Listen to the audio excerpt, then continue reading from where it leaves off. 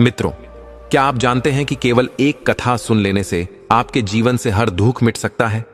जी हां, यह कोई साधारण कथा नहीं, बल्कि गाय माता की वह दिव्य लीला है जिसे सुनने वाला कभी दुखी नहीं होता।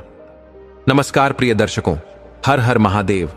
आप सभी का स्वागत है आपके अपने YouTube चैनल भैरम इनसाइट्स पर। मित्रों, जीवन में कभी कभी हम सोचते हैं कि आखिर सुख और दुख का रहस्य क्या है। क्यों एक इंसान सारी दौलत और साधन होते हुए भी दुखी रहता है, और क्यों कोई निर्धन व्यक्ति भी आनंद में जी लेता है। शास्त्रों में कहा गया है, जहां गौ माता का स्मरण होता है वहां दुख कभी टिकता नहीं। आज की इस कथा में हम आपको एक ऐसा रहस्य बताने जा रहे हैं जो सुन लेने मात्र से आपके जीवन की सोच बदल जाएगी। यह कोई साधारण कथा नहीं, बल्कि वह दिव्य प्रसंग है जिसे सुनकर ही मनुष्य के पाप धुल जाते हैं और दुख भाग जाते हैं। प्राचीन काल की बात है। एक छोटा सा गांव था जहां लोगों के जीवन का आधार खेती और पशुपालन था। वहां एक गरीब ब्राह्मण रहता था। उसके पास न धन था, न कोई बड़ी जमीन जायदाद, पर उसके पास एक अनमोल धरोहर थी, एक गौ माता। वही उसकी शक्ति थी, वही उसकी श्रद्धा थी। ब्राह्मण उस गाय की सेवा में ही अपने दिन रात लगाता। जैसे पुत्र अपनी मां की सेवा करता है, वैसे ही वह उस गौ माता को मानता और देखभाल करता। सुबह सुबह उठकर सबसे पहले वह उसके चरण धोता, फिर उसे हरी घास खिलाता और नम्रता से उसके थन दबाकर दूध निकालता। गांव के लोग जब देखते कि वह गरीब ब्राह्मण अपनी छोटी सी झोपड़ी में संतोष और भक्ति के साथ जीवन जी रहा है, तो उन्हें आश्चर्य होता। लोग कहते, इस ब्राह्मण के पास कुछ भी नहीं, लेकिन इसके घर से कभी दुख की आवाज क्यों नहीं आती? क्यों इसके चेहरे पर हमेशा संतोष का तेज रहता है? पर मित्रों, सच्चाई यह थी कि उसके घर में रहने वाली वह गौ माता साधारण नहीं थी। वह तो स्वयं देवी का रूप थी, कामधेनु का अंश थी। जिसने भी उस ब्राह्मण की गौ सेवा देखी, उसने अनुभव किया कि यह कोई सामान्य घटना नहीं, बल्कि प्रभु की विशेष कृपा है। इसी गौ माता की महिमा की यह कथा आज मैं आपको सुनाने जा रहा हूं। विश्वास मानिए, जो भी इस कथा को श्रद्धा से सुन लेगा, उसके जीवन से दुख मिट जाएंगे। क्योंकि यह कथा केवल कहानी नहीं है, बल्कि यह भगवान की लीला है, जो हमें सिखाती है कि सच्चा सुख धन और वैभव से नहीं, बल्कि सेवा, श्रद्धा और गौ माता के आशीर्वाद से मिलता है। तो आइए मित्रों, तन मन को शांत कीजिए, हृदय को श्रद्धा से भर लीजिए और सुनिए यह अद्भुत और दिव्य कथा, गौ माता की वह पावन लीला, जिसे सुनने मात्र से जीवन में कभी दुख नहीं टिकेगा। लेकिन इस दिव्य कथा में प्रवेश करने से पहले मैं अपने सभी श्रद्धेय भाइयों, माताओं, बहनों और समस्त श्री राम भक्तों से हाथ जोड़कर प्रार्थना करता हूं कि कृपया इस कथा को पूरे मन, श्रद्धा और भक्ति के साथ अंत तक अवश्य सुने। क्योंकि गरुड़ पुराण में स्पष्ट कहा गया है कि जो व्यक्ति धर्म, ज्ञान या पुरातन कथा को बीच में ही छोड़ देता है, वह अनजाने में एक गंभीर दोष का भागी बनता है।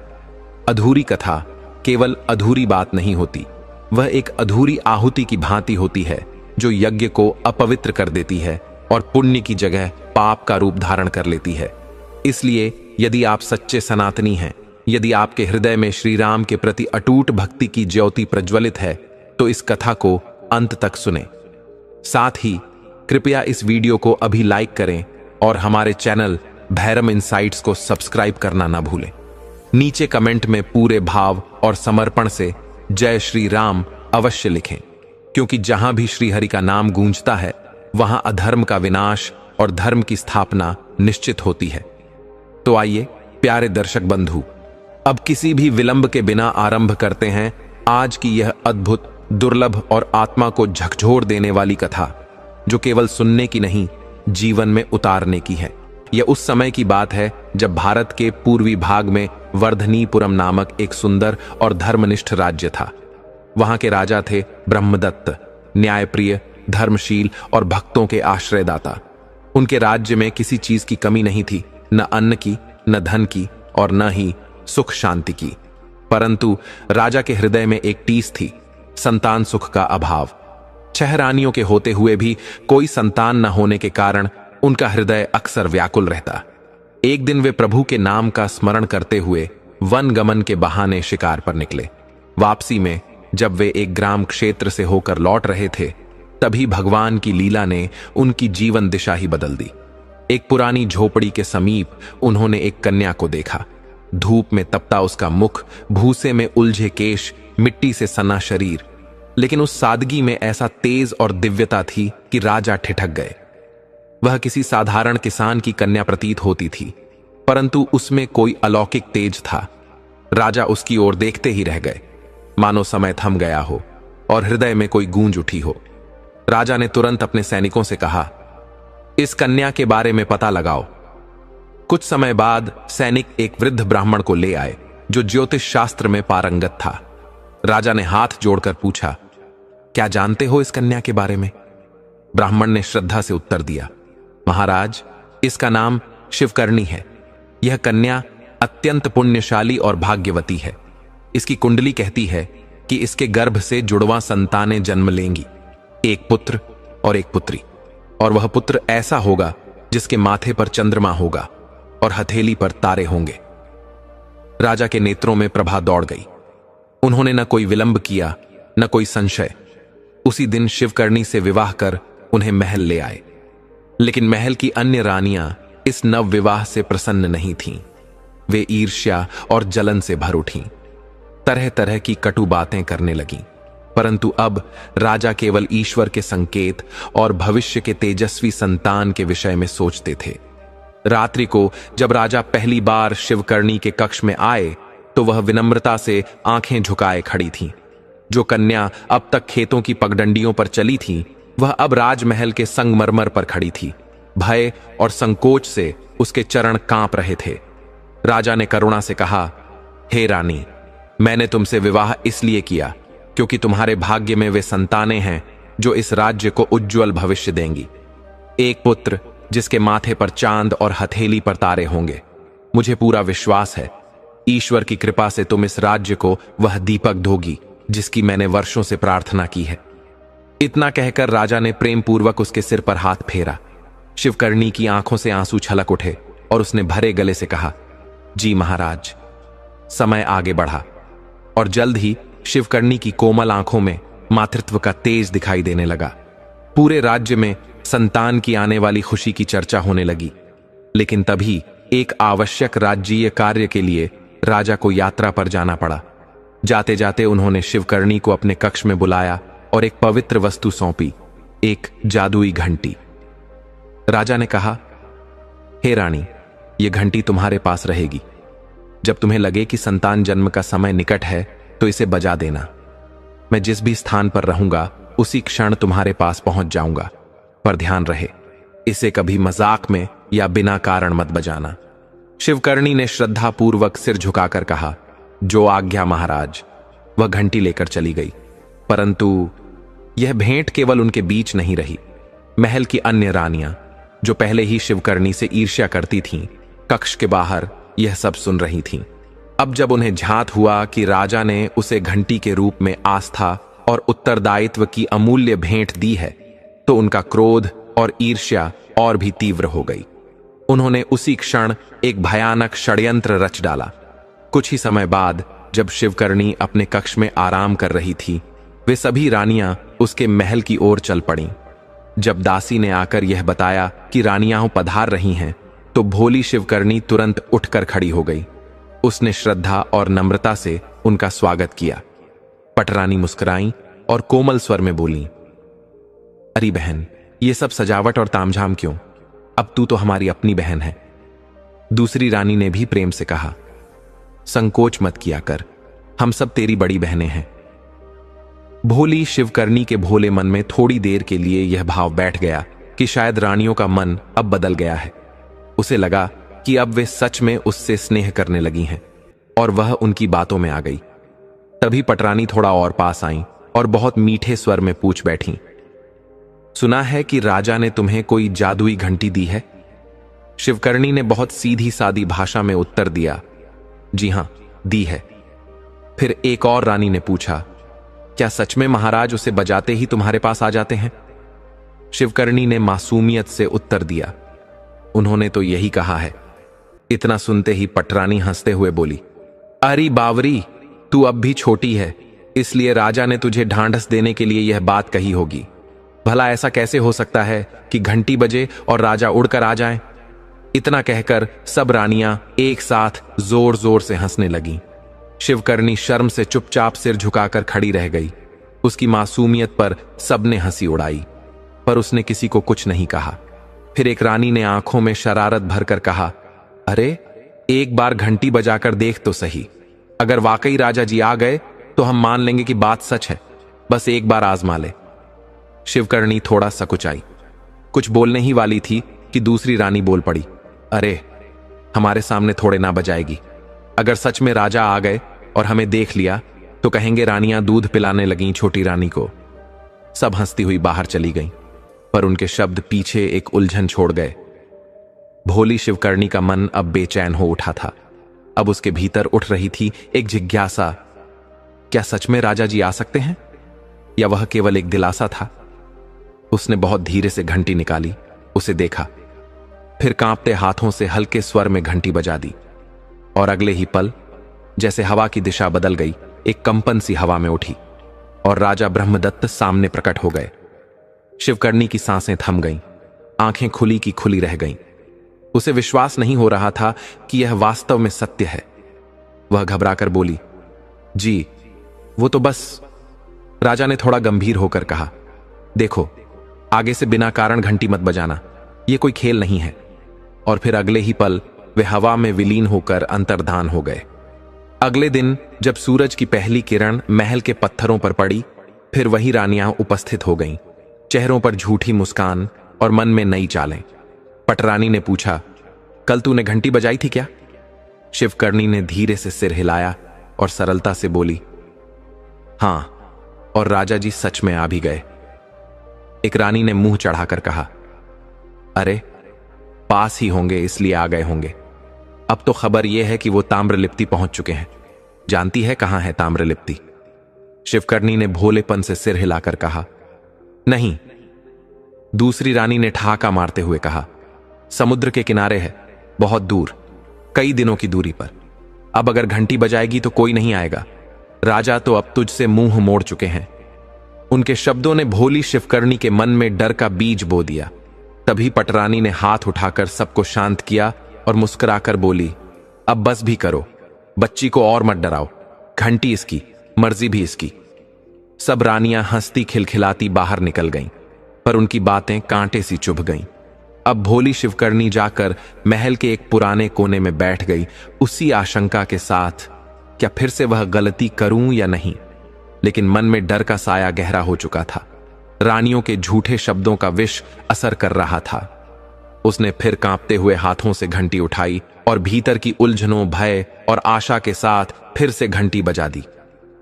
अगले ही पल ऐसा लगा जैसे समय थम गया हो और राजा ब्रह्मदत्त एक बार फिर ईश्वरीय आभा के साथ प्रकट हो गए। लेकिन इस बार उनके मुख पर कृपा नहीं, बल्कि नाराजगी थी। उन्होंने सख्त स्वर में कहा, रानी, हमने साफ कहा था ना, यूं ही घंटी मत बजाना। उनकी आवाज में गंभीरता और कठोरता थी। शिवकर्णी कांपती हुई बोली, मुझे डर लग रहा था, लगा कि आप नहीं आएंगे। राजा की आंखों में अब क्रोध की अग्नि थी। तो क्या तुम्हें मुझ पर भरोसा नहीं? उन्होंने कठोर स्वर में पूछा। शिवकर्णी घबराकर बोली, नहीं महाराज, ऐसी कोई बात नहीं। मैं लेकिन वह अपनी बात पूरी भी नहीं कर पाई थी कि राजा ने गुस्से में कहा, अब चाहे जितनी बार घंटी बजाओ, हम नहीं आएंगे। और इतना कहकर वे हवा में लीन होकर अदृश्य हो गए। कोने में बैठी रानियां यह सब देखकर मंद मंद मुस्कुरा उठी। उनका षड्यंत्र सफल हो गया था। समय बीतता गया और वह दिन आ गया जिसका पूरे राज्य को इंतजार था। शिवकर्णी की प्रसव पीड़ा आरंभ हो गई थी। उसने कांपते हाथों से घंटी बजाई, एक बार, फिर 2 बार, फिर कई बार, पर राजा नहीं आए। रानियों को सब समझ में आ गया था। उन्होंने झूठी रस्मों का बहाना बनाकर कहा, राज परिवार की परंपरा है, संतान जन्म से पहले रानी को महल से बाहर एक कुटिया में रहना होता है। और उन्होंने शिवकर्णी को पास की एक टूटी सी झोपड़ी में भिजवा दिया। कुछ ही समय में दर्द तेज हो गया और शिवकर्णी बेहोश होने लगी। रानियों ने दाई को पहले से सब समझा दिया था और वे खुद महल लौट गईं। अब कुटिया में केवल दाई और शिवकर्णी थीं। और फिर जैसे ईश्वर की भविष्यवाणी पूरी हुई, शिवकर्णी ने जुड़वां बच्चों को जन्म दिया, एक सुंदर कन्या और एक तेजस्वी बालक जिसके माथे पर चंद्रमा और हथेली पर तारे थे। दाई यह देखकर चौंक गई। उसने तुरंत रानियों को सूचना दी। रानियां आईं, लेकिन उनके चेहरों पर स्नेह नहीं, क्रूरता थी। उनकी आंखों में घृणा, चालाकी और कठोरता थी। उन्होंने दाई को आदेश दिया, इन बच्चों को कहीं ले जाकर नष्ट कर दे। दाई कुछ नहीं बोली। दोनों बच्चों को एक टोकरी में रखा और कुटिया से बाहर चली गई। उधर शिवकर्णी अभी भी बेहोश थी। एक मां जिसे यह भी नहीं पता था कि उसकी गोद अभी अभी सूनी कर दी गई है। रानियां चुपचाप भीतर आईं और उसकी बगल में 2 कुत्ते के पिल्ले रख दिए। थोड़ी देर बाद जब शिवकर्णी को होश आया, उसकी आंखें धुंधली थीं, पर सामने जो देखा उसकी आत्मा कांप उठी। उसके पास 2 सुंदर बच्चों की जगह कुत्तों के 2 पिल्ले पड़े थे। रानियां खड़ी थीं और जब उन्होंने पिल्ले रखे, एक रानी ने धीमे से बाहर खड़ी होकर फुसफुसाया, तो ये हैं इसके पैदा किए हुए बच्चे।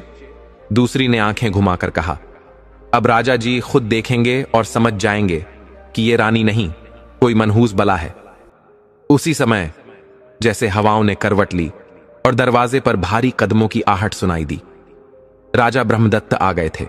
उनके चेहरे पर पछतावे की गहरी छाया थी, जैसे उनके अंतर्मन में पीड़ा हो रही थी कि जब रानी ने पुकारा तब वे क्यों नहीं आए। राजा के कदम ठिठके। उन्होंने कुटिया में देखा, रानी के पास 2 पिल्ले पड़े थे। राजा स्तब्ध रह गए, उनकी आंखें फैल गईं। यह क्या है? उन्होंने चौंक कर पूछा। एक रानी मुस्कुराई और तंज भरे स्वर में बोली, महाराज, आपकी रानी ने यही संतानें दी हैं। राजा की आंखों में क्रोध की ज्वाला जल उठी। वे गरजे, रानी, ये क्या है? शिवकर्णी, जो अभी भी दर्द और भ्रम में थी, रोती हुई बोली, मुझे नहीं पता महाराज, ये मेरे पास कैसे आए, मुझे कुछ भी याद नहीं। तभी एक और रानी ने कठोर स्वर में कहा, कहां से आएंगे बच्चे? इन्हीं ने तो जन्म दिया है। नहीं, यह सच नहीं है, शिवकर्णी कांपती हुई बोली। पर कोई भी उसकी बात सुनने को तैयार नहीं था। एक रानी ने नाक भौं सिकोड़ते हुए कहा, महाराज, यह कोई रानी नहीं है, यह तो कोई अपशकुनी स्त्री है जिसने महल के कुल को कलंकित कर दिया है। राजा ब्रह्मदत्त का चेहरा अब बहुत कठोर हो गया। उनकी आवाज भी अब कठोर और भारी हो गई। धोखेबाज स्त्री, इस समय अभी के अभी मेरे महल से निकल जा। महाराज, शिवकर्णी की आंखों से आंसू बह निकले। वह गिरती पड़ती बोली, महाराज, मेरी बात सुनिए। लेकिन राजा ने सेविकाओं को सख्त आदेश दिया, इस स्त्री को राज्य से निकाल दिया जाए, इसे देश निकाला दिया जाए, अभी के अभी। रानियां मुस्कुरा उठीं। उनके चेहरे पर वर्षों की जलन अब जैसे मिठास बनकर छलक पड़ी थी। उनका षड्यंत्र पूरा हो चुका था। उधर दाई जन्मे हुए 2 दिव्य बच्चों को टोकरी में रखकर दूर ले जा चुकी थी। रास्ते में उसे एक कुम्हार का घर दिखा, जहां मिट्टी के घड़े एक बैलगाड़ी पर रखे हुए थे, आवे में पकाने के लिए तैयार। दाई की आंखों में एक कुटिल चमक आ गई। उसने सोचा, यह सबसे आसान उपाय होगा इन बच्चों को समाप्त करने का। अगर मैं इन्हें एक खाली घड़े में डाल दूं और उसे आवा में रख दूं, तो किसी को कुछ पता नहीं चलेगा। तभी उसने देखा, कुम्हार अपनी पत्नी से बातें कर रहा था। भागवान, सब घड़े तैयार हैं। पत्नी बोली, पहले खाना खा लो जी, फिर पकाना। पर नींद आ रही है।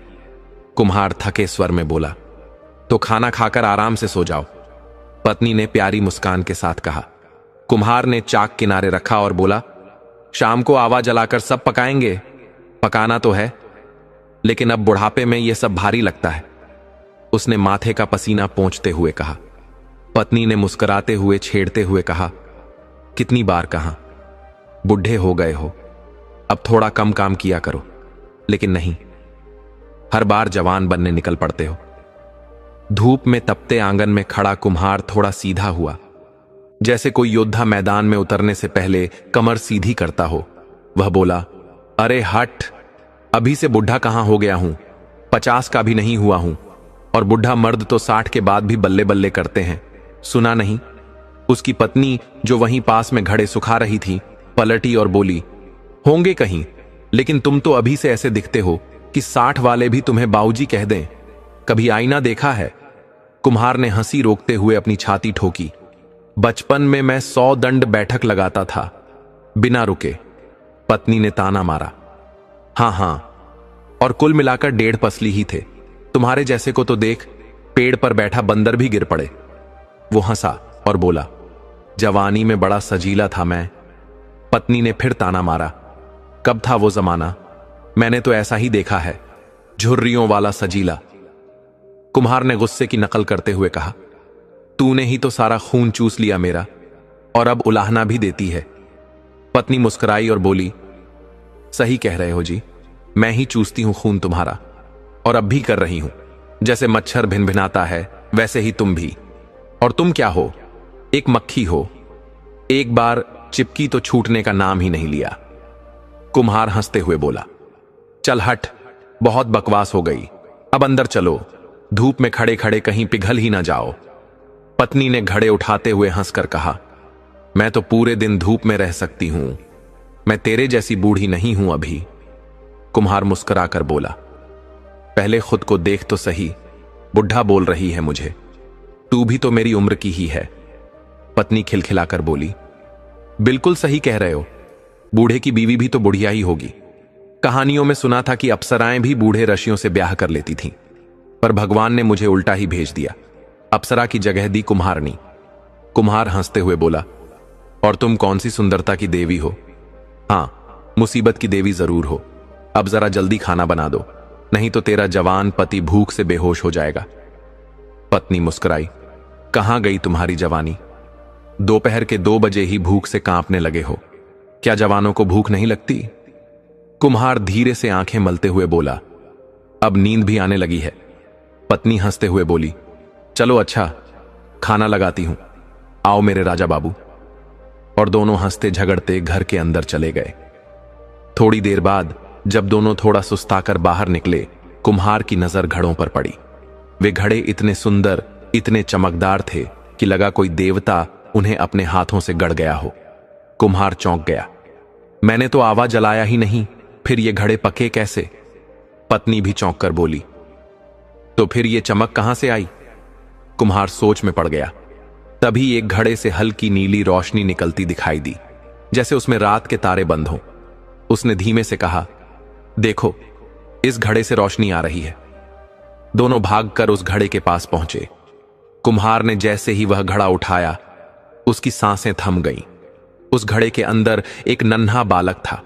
उसके छोटे से माथे पर दूज का चांद चमक रहा था, और हथेलियों पर 2 छोटे तारे थे, जैसे आकाश की छाप।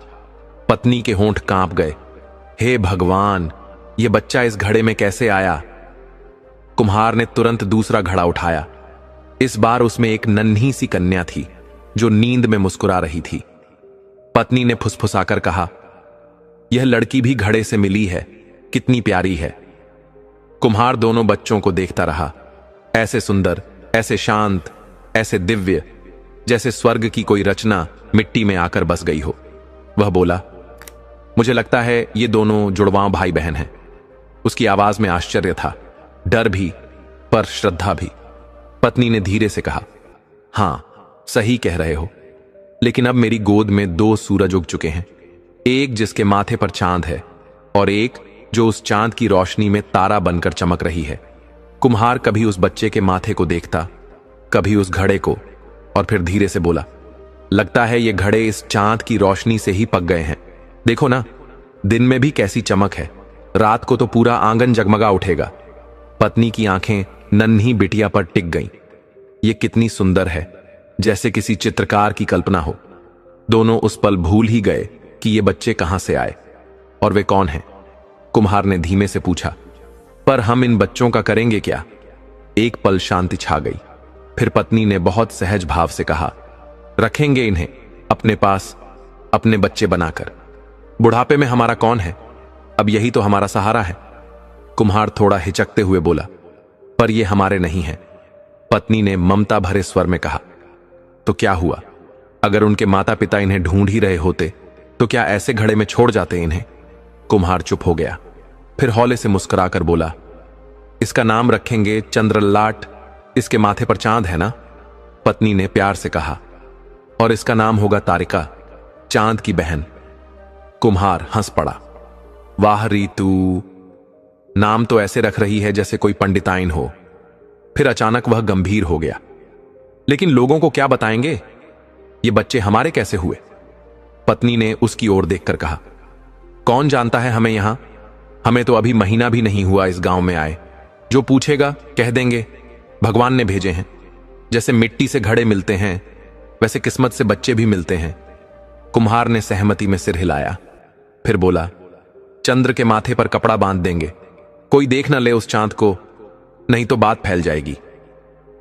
पत्नी ने दोनों बच्चों को सीने से लगाकर कहा, मेरे लाडलों, मेरे आंखों के चांद तारे। कुम्हार ने थके हाथों से अपनी पत्नी के कंधे पर हाथ रखा और उन दो नन्ही जानों को देखा। उसकी आंखों से आंसू बह निकले। वो आंसू सिर्फ खुशी के नहीं थे, वो पूरे हो चुके अधूरे जीवन के आंसू थे। अब उनके लिए राजमहल यही झोपड़ी थी और सारा वैभव अब उन बच्चों की मुस्कान में था।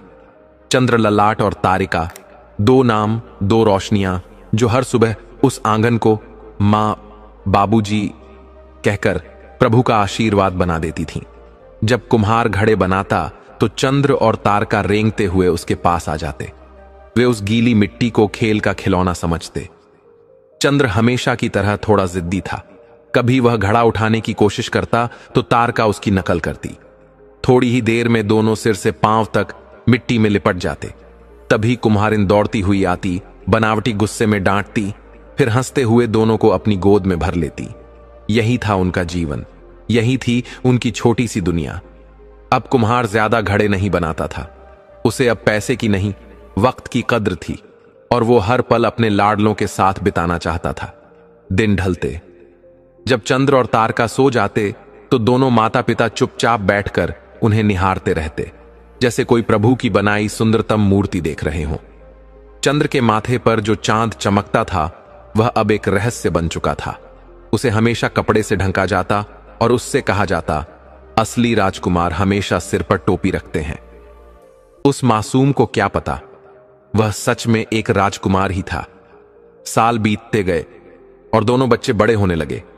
जब चंद्र 10 साल का हुआ तो उसका चेहरा एक तेजस्वी प्रकाश से दमकने लगा। तारका, जो बचपन से उसे भैया कहती थी, अब एक सुशील और सुंदर कन्या बन चुकी थी। वे जुड़वा थे, पर उनका रिश्ता ऐसा लगता जैसे जन्मों से भाई बहन हो। चंद्र की शक्ति और बुद्धि दूसरे बच्चों से कहीं अधिक थी। उसके हंसी में जोश था, गुस्से में भी मासूमियत थी, जो कभी कभी तारका को डरा देती थी। जब वह उसे डराता तो तारका छिप जाती। कुम्हारिन गुस्से में कहती, कहीं का कंस है तू? और चंद्र हंसते हुए जवाब देता, तो फिर यह कौन सी देवकी है पगली? दिन इसी तरह प्रेम और हंसी में बीतते रहे, लेकिन नियति को तो कुछ और ही मंजूर था। एक सुबह सब कुछ बदल गया। जो कुम्हार हर दिन सूरज उगने से पहले उठता था, वह आज नहीं उठा। कुम्हारिन ने पहले धीरे से पुकारा, फिर गुस्से में पानी की बाल्टी उड़ेल दी, लेकिन आज वह नहीं उठने वाला था। उसकी आंखें सदा के लिए बंद हो चुकी थीं। वो कुम्हार जिसने दो नन्ही जानों को मिट्टी से जीवन दिया, अब स्वयं मिट्टी में मिल गया था। कांपते हाथों से कुम्हारिन ने उसकी नाड़ी देखी, पर जीवन नहीं था। वह हक्की बक्की रह गई। हाय राम कहते ही वह घुटनों पर गिर पड़ी। फिर जैसे उसके शरीर से सारी शक्ति निकल गई। उसने एक गहरी सांस ली और अपने प्राणनाथ के पास लेट गई, हमेशा के लिए।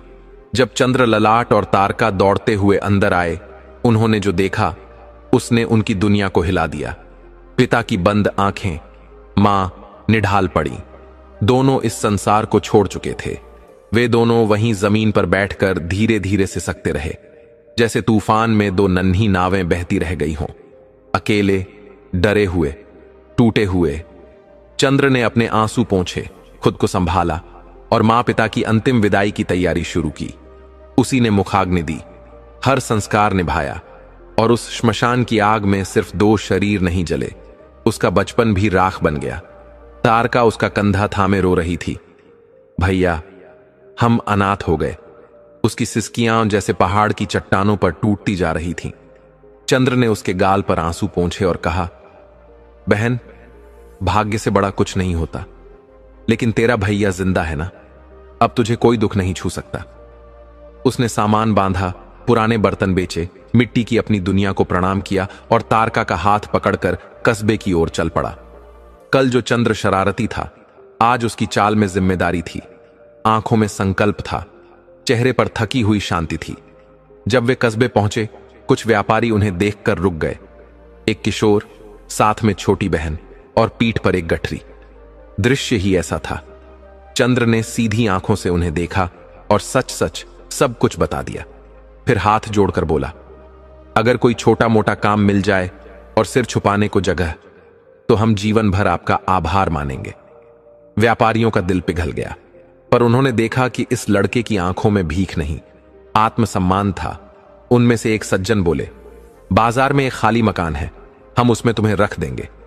चंद्र झिझकते हुए बोला, लेकिन किराया। उस व्यापारी ने मुस्कुराते हुए उसके कंधे पर हाथ रखा और कहा, कुछ काम करके किराया बाद में चुकता कर देना। हम चाहते हैं कि तुम जैसे साहसी बच्चों की थोड़ी मदद कर सकें। उसी शाम उन्हें वह घर मिल गया, छोटा सा पर शांत और दो टूटे दिलों को समेटने के लिए काफी। अगली सुबह चंद्र को व्यापारियों ने बुलाया। अगली सुबह जैसे ही सूरज की किरणें उस किराए के छोटे से घर की खिड़की पर पड़ी, बाहर से आवाज आई, आओ छोटे दोस्त, यह रहा तुम्हारे लिए पक्षीराज घोड़ा। आज से यह तुम्हारा चंद्र बाहर निकला तो उसकी आंखें चमक उठी। एक मजबूत चमचमाता घोड़ा जैसे जंगल की हवा में उड़ा चला आ रहा हो। वो अवाक रह गया। मैं कैसे चुकाऊंगा आपका यह उपकार? व्यापारी ने हंसते हुए उसके कंधे पर हाथ रखा। अरे ऐसी बातें मत कर, तुझे कुछ भी चाहिए हो, फल सब्जी सामान, बस बोल देना।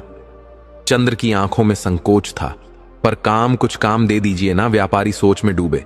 तभी चंद्र ने कहा, अगर आप चाहें तो मैं रोज जंगल से औषधियां, फूल पत्ते इकट्ठा कर सकता हूं।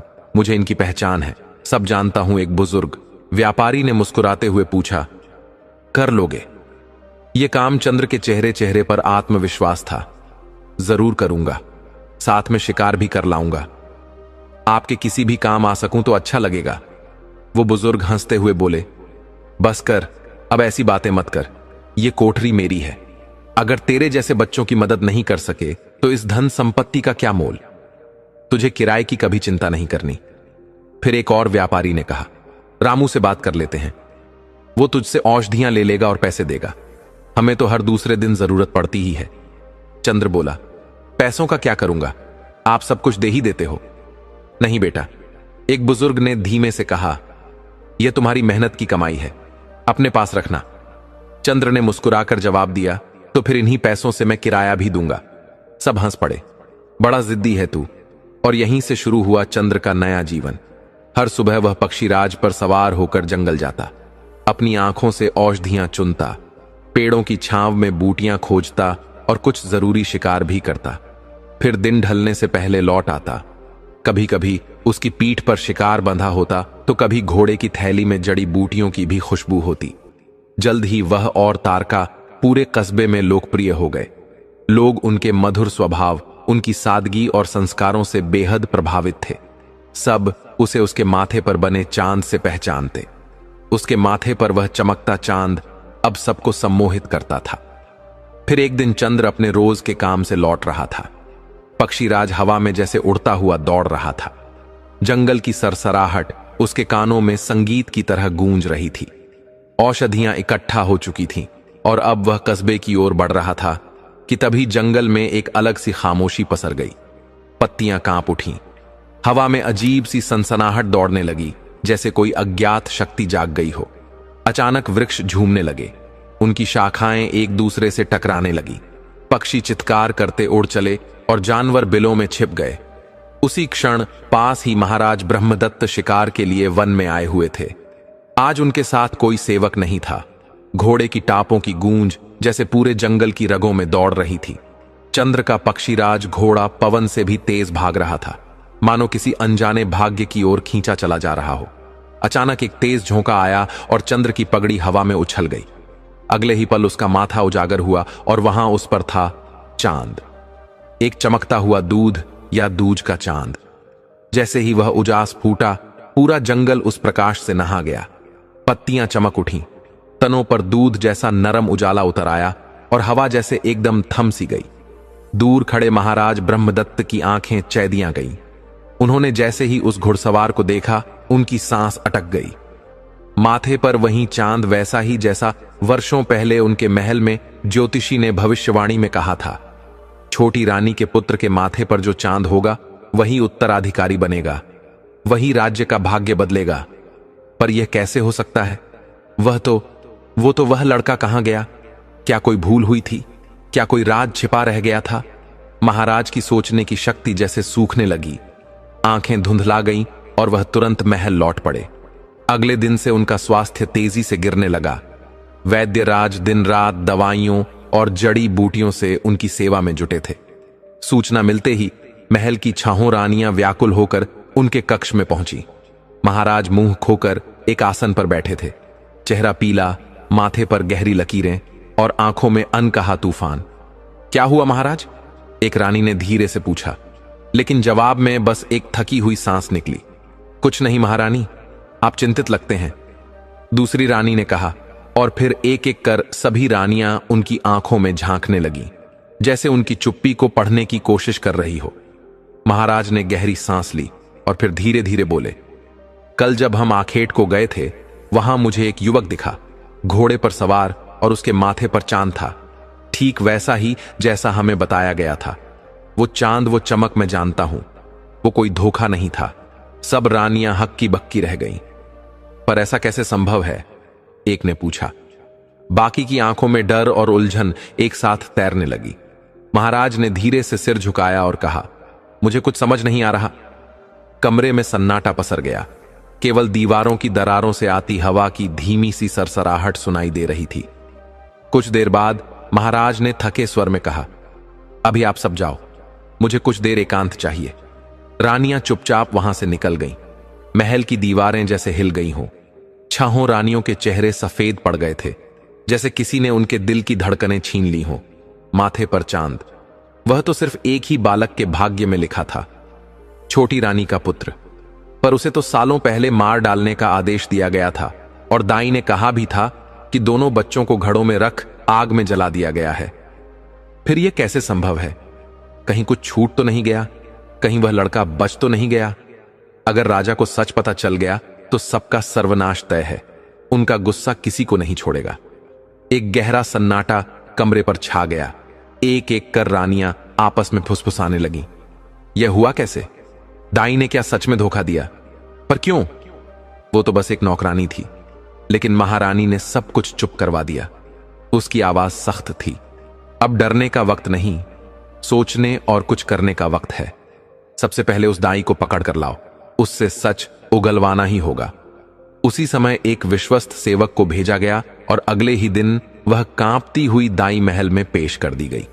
जैसे ही वह अंदर आई, महारानी गरज उठी, सच सच बता, उन बच्चों का क्या किया तूने? दाई ने कांपते हुए रटा रटाया जवाब दिया, मैंने उन्हें आग में जला दिया स्वामिनी। झूठ! महारानी ने कोड़ा उठाकर उसकी पीठ पर दे मारा।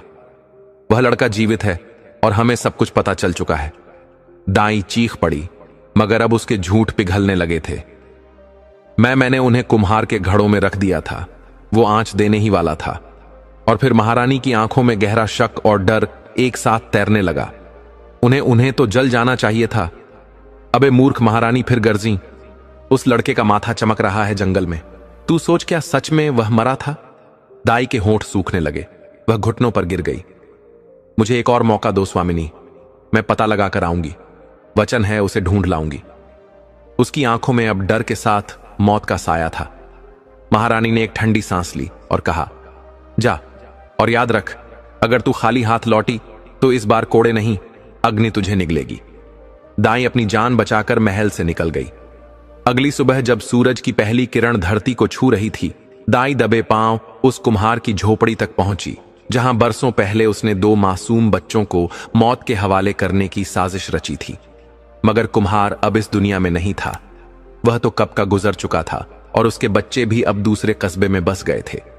दाई का चेहरा पीला पड़ गया, लेकिन उसकी आंखों में एक अजीब चमक थी। शक यकीन में बदल रहा था। उसके कानों में गांव वालों की बातें गूंज रही थीं। दो जुड़वा बच्चे आए हैं इधर। एक लड़के के माथे पर तो चांद चमकता है। बस उसी पल दाई को यकीन हो गया, यही है वह दोनों, राजा की खोई संतान। अब वह सीधी महल लौटी और महारानी से आज्ञा लेकर एक योजना रच डाली। अगली सुबह वह उस गली में पहुंची जहां चंद्र ललाट और तारका रहते थे। एक कोने में छिपी रही जब तक चंद्र घोड़े पर सवार होकर अपने रोज के काम के लिए निकल ना गया। आधे घंटे बाद उसने धीमे से दरवाजा खटखटाया। भीतर से आवाज आई, कौन है? दरवाजा खुला तो सामने खड़ी थी मासूम सी तारका। उसकी आंखों में हल्की हैरानी थी। आप कौन काकी? तभी दाई ने अपना जाल फेंका। बनावटी स्नेह और झूठी यादों की गठरी बांधकर बोली, अरे पगली, मैं तेरी ही काकी हूं। अपनी मां की सगी बहन कहकर उसने तारका को बाहों में भर लिया और माथा चूम लिया। मगर तारका कुछ कहने को हुई तो दाई ने आंखें भिगोते हुए भर्राए स्वर में कहा, हां हां, तेरे मां बाप तुझे कभी नहीं बता पाए। मैंने जब सुना कि तुम दोनों यहां हो तो सब छोड़ छाड़ बस दौड़ी चली आई। भोली तारका, जिसने बचपन से सिवाय अकेलेपन और संघर्ष के कुछ नहीं देखा था, उस झूठी ममता में बह गई। पहले आप अंदर तो आइए, उसने कहा और दाई को भीतर ले जाकर आसन पर बैठाया। जल दिया। दाई ने स्नेह से उसके गाल पर हाथ फेरा और बोली, कितनी बड़ी हो गई है मेरी गुड़िया, और कितनी प्यारी। सच कहूं तो अपने खानदान का चांद बन गई है तू, तुझसे नजर न लगे। तारका अब पूरी तरह विश्वास कर चुकी थी। उसकी भोली आंखों में पहली बार कोई अपना दिख रहा था। तेरा भाई कहां है? दाई ने पूछा। तारका ने अब पूरी तरह खुलकर बताया कैसे वह जंगल से औषधियां लाकर घर चलाता है, कैसे दोनों ने मां बाप के बिना सब सीखा सहा और आगे बढ़े। दाई ने गहरी सांस लेते हुए कहा, सच में कितने बहादुर हैं मेरे बच्चे, अपने पिताजी और दादाजी जैसे। वह भी ऐसे ही वीर और मेहनती थे। तुम्हारे खून में वही हिम्मत है। सच में तारका के चेहरे पर पहली बार वह मुस्कान आई जो किसी सगे के प्यार से ही उभरती है। हां, सच्ची। जैसे ही दाई ने बात आगे बढ़ाई, तारका की आंखें चमक उठीं। मेरे दादा इतने साहसी थे। दाई ने माथे पर हल्की मुस्कान लाते हुए उसकी पीठ पर हाथ फेरा। बहुत साहसी। एक बार तो पूरे गांव में बाढ़ आ गई थी। सब लोग घर छोड़कर भाग गए थे। लेकिन तेरा दादा, उसने अकेले अपने बच्चों और गृहस्थी को कंधे पर लाद कर दूसरे गांव बसाया था। ऐसा बलशाली, ऐसा धीरज वाला कोई और ना था हमारे पूरे खानदान में। तारका की आंखों में गर्व उतर आया। आपको पता है, चंद्र भी बहुत ताकतवर है। दाई ने तुरंत बात लपक ली। क्यों नहीं होगा भला? अपने दादा का पोता है। लहू में वही जोश और वही आग है। दाई की बातों की मिठास अब तारका के भीतर उतर रही थी। उसके सारे संदेह अब पिघलने लगे थे, जैसे सुबह की ओस में चांदनी घुल रही हो। एक पल बाद तारका का स्वर बदला। काकी, हां मेरी बच्ची। दाई ने नरम स्वर में कहा, तुम कभी हमसे मिलने क्यों नहीं आई? यह सवाल वो था जिसका जवाब दाई ने पहले ही गढ़ रखा था। उसने झट से आंखें भरी, आवाज में कांप डालकर कहा, क्या बताऊं बेटा, तुझे नाराज होने का पूरा हक है तुझे। क्या कोई ऐसी चाची होती है जो अपने भतीजे भतीजे को उस वक्त ना देखे जब वह दुनिया में बिल्कुल अकेले रह जाए? लेकिन मैं मजबूर थी बेटी। तेरे पापा और मेरे पति में 20 साल पहले एक ऐसी बात पर झगड़ा हो गया था जो कभी सुलझी ही नहीं। तब तेरे पापा गांव छोड़कर कहीं और चले गए, जहां तेरा जन्म हुआ। मैं चाहकर भी पास ना आ सकी। और फिर जब सुना कि तुम्हारे मां पापा अब नहीं रहे तो सब छोड़ छाड़ बस दौड़ी चली आई। जब तुम्हारे नाम की चर्चा इस कस्बे में सुनी, वह बच्चा जिसके माथे पर चांद है, तो मेरी छाती फटने लगी। कितना भाग्यशाली है हमारा कुल। लेकिन अब मैं तुझे क्या मुंह दिखाऊं? मैं कैसे तेरे भाई से कहूं कि मैं तेरी चाची हूं? हाय कैसी पत्थर दिल हूं मैं। कहते कहते दाई जोर जोर से रोने लगी। तारका, जो बरसों से किसी अपने की गोदी को तरस रही थी, फौरन दाई को गले लगा रोने लगी। दोनों की आंखों से आंसू बहते रहे, पर किसी एक के आंसू सच्चे नहीं थे। तुम कितनी अच्छी हो चाची, तारका ने आंसू पोंछते हुए कहा। अब रोना बंद कर पगली। दाई ने नकली मुस्कान के पीछे अपने घड़ियाली आंसू छिपाए। अगर तू ऐसे ही रोएगी तो मैं फिर से फूट पड़ूंगी। फिर तारका ने सिर उसकी गोद में रख दिया और दाई उसके बाल सहलाने लगी। कितनी सुंदर है तू बिटिया। तुझ जैसी को पाने के लिए तो राजकुमार तेरे भाई के आगे नाक रगड़ देंगे। तारका ने शर्मा कर चेहरा फेर लिया। ऐसा ना कहो चाची। क्यों नहीं? हर लड़की तेरे जैसी थोड़ी होती है। यह तो तेरा सौभाग्य है और इस रूप के बल पर तो तू एक दिन रानी बन सकती है। सच्ची में रानी तारका चुप रही। उसकी पलकों पर एक नई दुनिया का सपना उतर रहा था। और तभी दाई धीरे से बोली, तेरे यह बाल और भी सुंदर लगेंगे। अगर कहकर वह रुक गई। अगर क्या चाची? अगर तेरे बालों में केतकी के फूल लग जाए। दाई ने जैसे ही यह कहा, तारका की आंखों में जिज्ञासा चमक उठी। केतकी के फूल? मैंने तो कभी नाम ही नहीं सुना इसका। दाई ने मुस्कुराते हुए उसकी ठोड़ी उठाई। कैसे सुनेगी बेटा? ये फूल आम नहीं, बहुत ही दुर्लभ होते हैं। जैसे तू है वैसा ही। ये फूल भी खास सुगंध से भरा और बेहद सुंदर तारका अब पूरी तरह उसके जाल में उलझ चुकी थी। कहां मिलते हैं ये फूल चाची? केतकी वन में, दाई ने रहस्यमय अंदाज में कहा, मानो उस वन की बात करते हुए ही किसी दूसरी दुनिया का दरवाजा खोल रही हो। केतकी वन ये कहां है? सागर के पार एक जंगल है, बहुत दूर पर तेरे भाई के बस का है। वहां जाना है ना? उसने मुस्कुराकर कहा और फिर धीरे से झुककर फुसफुसाई, तू उससे कहना, लेकिन मेरे बारे में मत बताना, नहीं तो वह मुझसे मिलने आएगा और फिर इस काम को टाल देगा। और सुन, फूल केवल कल शाम तक मिल सकते हैं, फिर साल भर गायब हो जाते हैं। तारका थोड़ी असमंजस में थी, लेकिन दाई ने बात काट दी। डर मत, तेरा भाई है ना, वह तो तेरे लिए इंद्रलोक से भी फूल ला सकता है। तू बस भोलेनाथ से प्रार्थना कर और आज ही कह देना उसे। मैं अब चलती हूं। अभी से चाची? तारका ने थोड़ी मायूसी से पूछा। मन तो मेरा भी नहीं कर रहा, पर बेटा साथ है। बुखार में है, सराय में छोड़ आई हूं। कल फिर आऊंगी अपने भतीजे को देखने। दाई उठी और जैसे ही द्वार पार किया, उसके चेहरे पर एक खौफनाक मुस्कान उभर आई।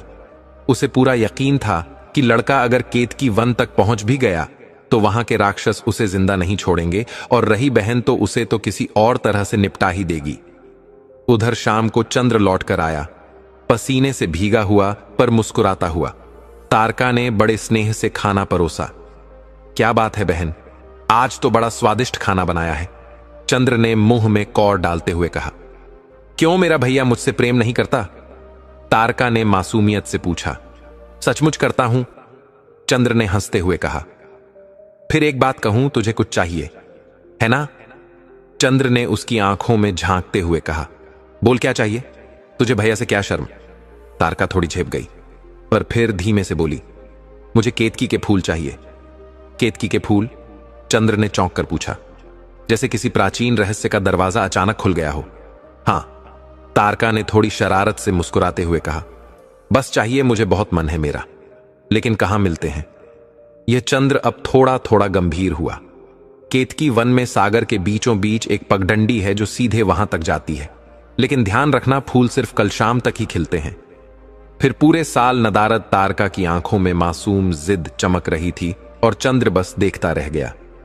ठीक है बहन, तूने कहा है तो जान भी दे सकता हूं तेरे लिए। फूल तो क्या?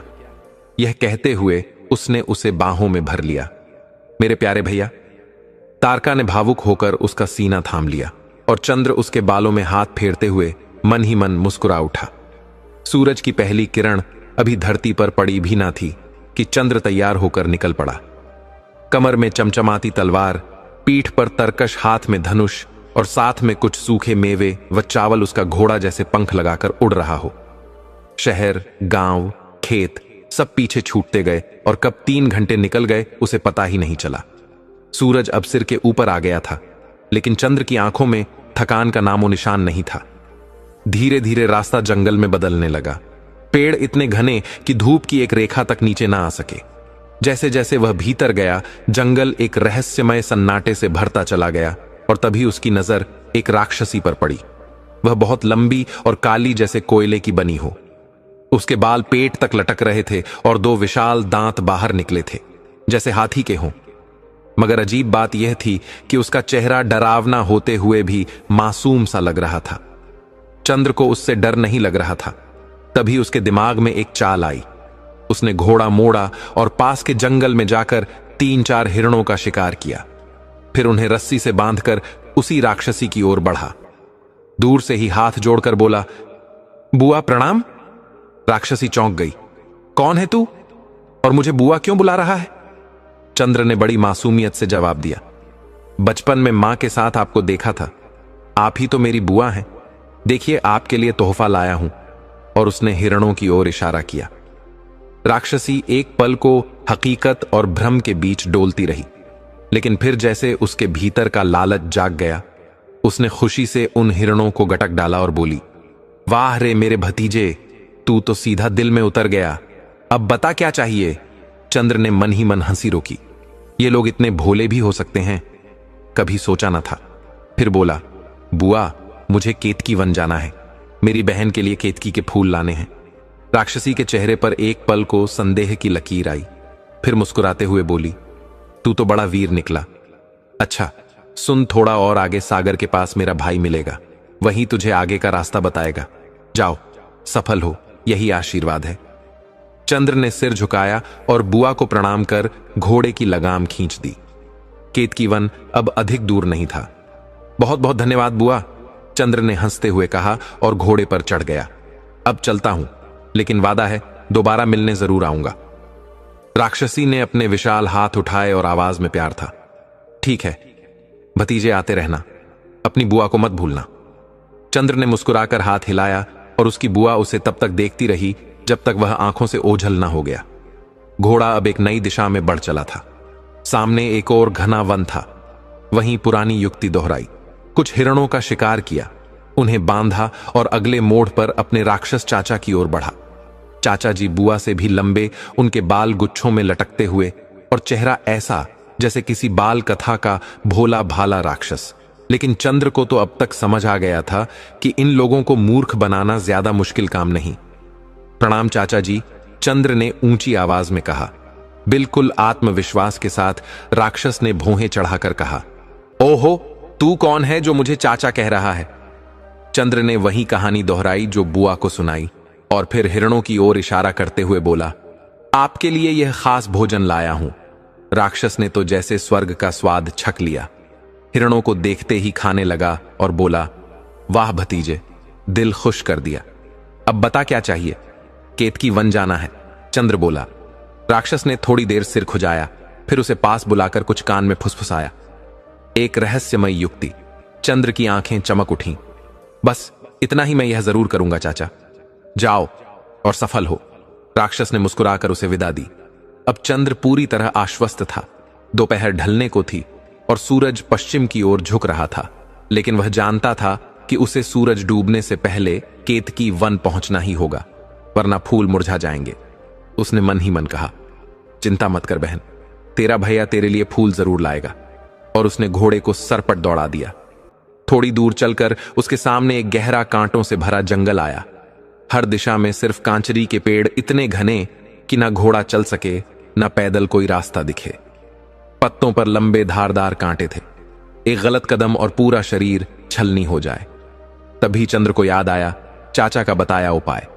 उसने आंखें बंद की और मन ही मन कांचरी देवी को पुकारा, मां, मार्ग दो, नहीं तो मैं यहीं समाप्त हो जाऊंगा। और उसने वहीं विशेष मंत्र जपना शुरू किया। देखते ही देखते कांचरी के पेड़ आपस में सरकने लगे, जैसे कोई अदृश्य हाथ उन्हें पीछे खींच रहा हो। जंगल दो भागों में बंट गया और उनके बीच बना एक साफ सीधा रास्ता बस उतना ही टेढ़ा कि घोड़ा आराम से निकल सके। चंद्र ने एक बार फिर कांचरी मां को नमन किया और घोड़े की लगाम खींच दी। अब वह तट की ओर बढ़ चला था। कुछ ही देर में नीले समंदर की झलक सामने थी। चंद्र अब समंदर के किनारे खड़ा था। उसकी आंखों के सामने लहरें उफन रही थीं, जैसे कोई विशाल जीव सांसें ले रहा हो। लेकिन उसके भीतर डर नहीं था। उसने आंखें बंद की, मन ही मन समुद्र देवता को पुकारा, हे पिता, मुझे मार्ग दीजिए, नहीं तो मेरा यही अंत हो जाएगा। और फिर वह मंत्र जपा जो चाचा ने सिखाया था। तभी समुद्र की लहरें एकाएक गर्जना करने लगीं, जैसे खुद समुद्र जाग उठा हो, और फिर धीरे धीरे पानी दो तरफ हट गया। बीच में एक सूखा चमकता हुआ रास्ता उभर आया। चंद्र ने श्रद्धा से शीश झुकाया, दिल ही दिल में धन्यवाद कहा और घोड़े को उस दिव्य मार्ग पर बढ़ा दिया। समंदर का एक लंबा हिस्सा पार हो गया था, लेकिन केतकी वन अब तक नहीं दिखा था। फिर अचानक क्षितिज पर एक द्वीप की झलक मिली। चारों ओर से नीले पानी से घिरा और बीच में गहरे हरे रंग की लहराती छाया। यही तो था उसका गंतव्य। जैसे ही उसने द्वीप की जमीन पर कदम रखा, उसे महसूस हुआ जैसे वह किसी प्राचीन भुला दिए गए राज्य में आ गया हो। चारों तरफ ऊंचे भव्य महल, पत्थरों में खुदे हुए चित्र, झरोखे जो कभी राजा रानी की कहानियां कहते होंगे। लेकिन अब वहां कोई नहीं था, सिर्फ सन्नाटा, गूंजता हुआ और रहस्यमय। घोड़े को उसने एक घने कूंज में छुपा दिया और वह थककर वहीं सो गया। लेकिन चंद्र नहीं रुका। समय बहुत कम था, सूरज अब ढलने को था और उसे केतकी के फूल मिल ही जाने चाहिए थे। तलवार हाथ में थामे वो दौड़ पड़ा, एक घर की छत पर चढ़ा और तभी उसकी नजर पड़ी। दूर एक उद्यान में पीले नारंगी फूलों की झलक, जैसे खुद सूर्य की मुस्कान जमीन पर खिल रही हो। लेकिन वहां पहुंचने का कोई सीधा रास्ता नहीं था, क्योंकि वह बगीचा एक महल के पीछे था। महल तक जाना ही पड़ेगा। वह छत से छलांग लगाकर महल की ओर दौड़ा। हर कदम पर उसका दिल धड़क रहा था। यह जगह इतनी सुंदर और सुनसान क्यों थी? क्या कोई रहस्य उसे देख रहा था? महल में दाखिल होते ही सामने आए गलियारों के जाल जैसे वक्त की भूल भुलैया उसने एक नई युक्ति सोची। चुपचाप खड़ा होकर पक्षियों की आवाज सुनने लगा। कहीं से चहचहाट आई, वहीं उद्यान होगा। वह उसी दिशा में भागा, लेकिन एक जगह गवाक्ष बंद था। वो झिझका, पर रुका नहीं, बगल के कक्ष में घुसा। समय तेजी से भाग रहा था। अभी बस एक घड़ी बाकी थी सूरज डूबने में, यानी फूल मुरझा सकते थे। तभी उसकी नजर पड़ी एक पलंग पर और वहां थी एक युवती, सोई हुई गहरी नींद में।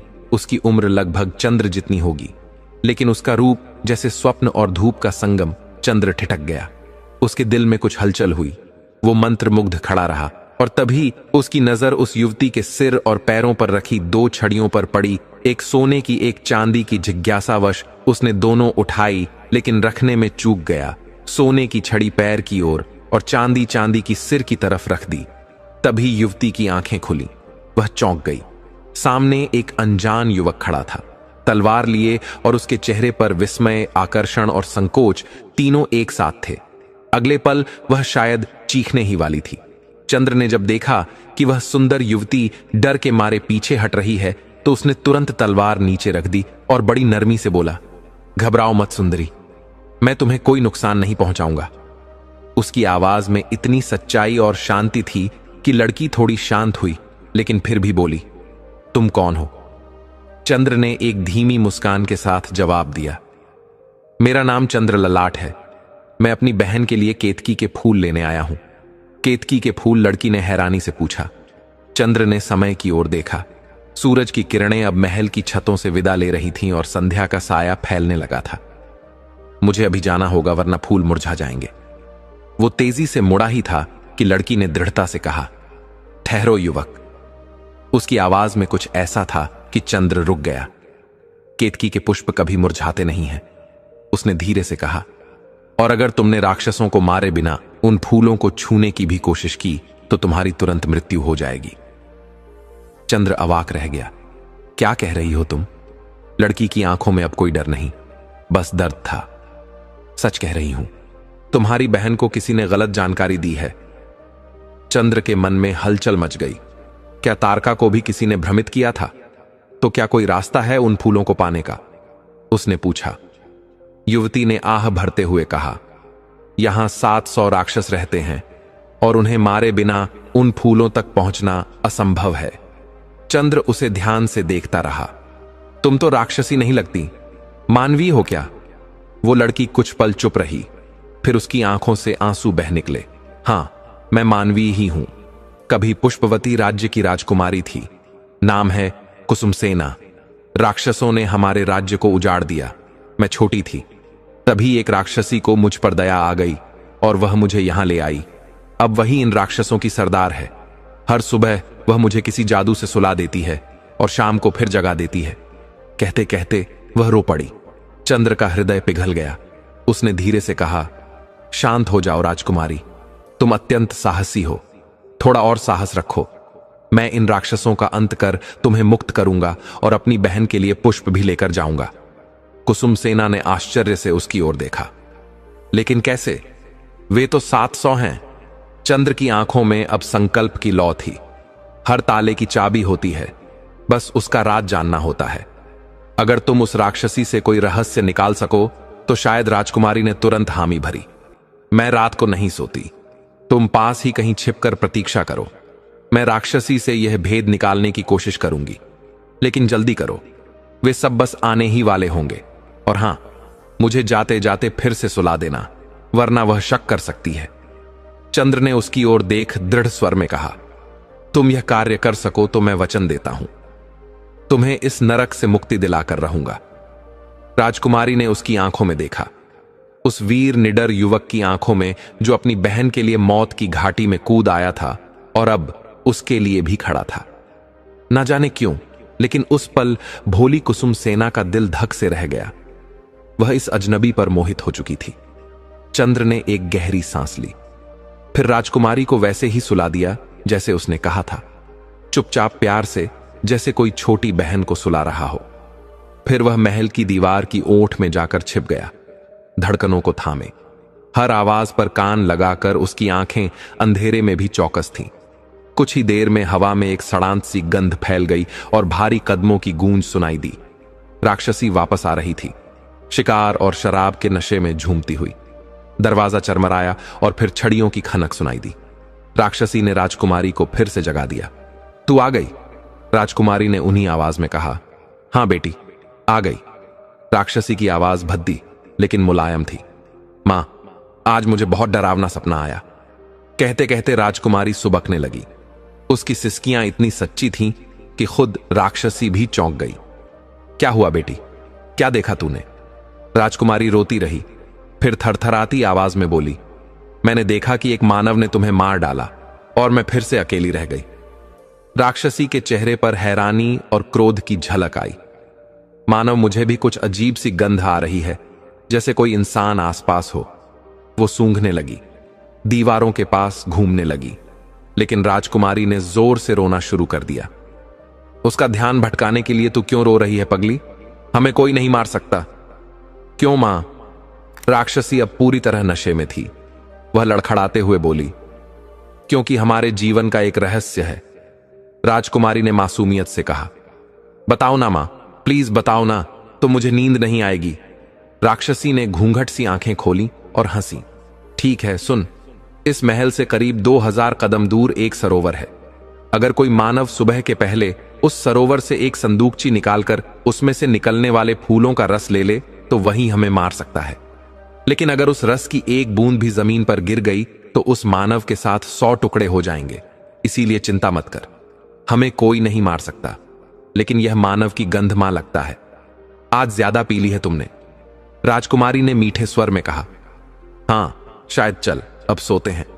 कहते हुए राक्षसी पलंग पर ढेर हो गई और कुछ ही देर में खर्राटों की आवाज आने लगी। राजकुमारी का दिल तेज तेज धड़क रहा था, लेकिन डर के नीचे साहस की ज्वाला थी। उसने धीरे से कोने में छिपे चंद्र को बुलाया। वो तुरंत सामने आया, जैसे जैसे अंधेरे में से कोई प्रकाश निकल आया हो। उसने सारी बात फुसफुसाकर चंद्र को बता दी। चंद्र ने उसकी आंखों में देखा और दृढ़ता से कहा, अब तुम चिंता मत करो, कल सुबह ही मैं इस काम को अंजाम दूंगा। इसमें बहुत खतरा है चंद्र। कुसुम सेना की आवाज कांप रही थी। घबराओ मत, मैं कर लूंगा। उसने हल्की मुस्कान के साथ कहा। मुझे तुम पर पूरा विश्वास है। राजकुमारी की आंखें भीग गईं। अभी चलता हूं और अब राक्षसों को परलोक भेजकर ही लौटूंगा। इतना कहकर चंद्र चल पड़ा। उसकी पीठ अंधेरे में गुम होती गई और वहीं खड़ी राजकुमारी के होठों से बस एक धीमी प्रार्थना निकली। हे भगवान, इस वीर की रक्षा करना, इसकी तलवार कभी ना झुके, इसे इसके मकसद में सफलता मिले। कृपा रखना प्रभु इस चंद्र ललाट पर। अगले ही दिन भोर से पहले, जब आकाश में बस हल्की नीली लकीर थी और सब ओर नीरवता थी, चंद्र अपने वस्त्र उतारकर सरोवर के पास पहुंचा। एक क्षण बिना सोचे वह जल में कूद गया। सरोवर उम्मीद से कहीं ज्यादा गहरा था और जैसे ही वह नीचे गया, उसके चारों ओर काली माया छा गई। कुछ भी दिखाई नहीं दे रहा था, जैसे कोई दूसरी ही दुनिया हो जिसमें रोशनी ने कसम खा ली हो कि वह नहीं आएगी। चंद्र का दम घुटने लगा। उसके सीने में हवा की कमी अब जलन बन रही थी। उसे जल्दी ही संदूकची मिलानी थी, वरना उसे ऊपर लौटना पड़ता और शायद फिर मौका ना मिलता। अचानक ही जैसे कोई अदृश्य शक्ति जाग गई। चंद्र के माथे का चांद और हथेलियों के तारे एक साथ चमकने लगे, मानो सैकड़ों दीपक एक साथ जल उठे हों। पूरा सरोवर उनकी रोशनी से चांदी सा चमकने लगा और उस अंधे अंधेरे में रोशनी की वह किरणें चंद्र के भीतर फिर से साहस भर गई। उसने तेजी से नीचे तल में खोज जारी रखी और तभी उसकी उंगलियां एक ठंडी धातु से टकराई। वो संदूकची थी। जैसे ही उसने उसे थामा, चांद की शक्ति से उसके फेफड़े फिर से सांस लेने लगे। वो ऊपर तैरा और आखिरकार सरोवर से बाहर आ गया। हाथों में अभी भी वही रहस्यमयी संदूकची थी। उसने तुरंत ढक्कन खोला जैसे राजकुमारी ने बताया था। भीतर से 2 दिव्य फूल निकले जिनसे एक मीठी और मोहक गंध निकल रही थी। लेकिन तभी दूर जंगल की गहराइयों से गड़गड़ाहट और चीख पुकार सुनाई दी। राक्षसों को पता चल गया था कि कोई उनकी मौत की चाबी ले आया है। वे दौड़े चले आ रहे थे।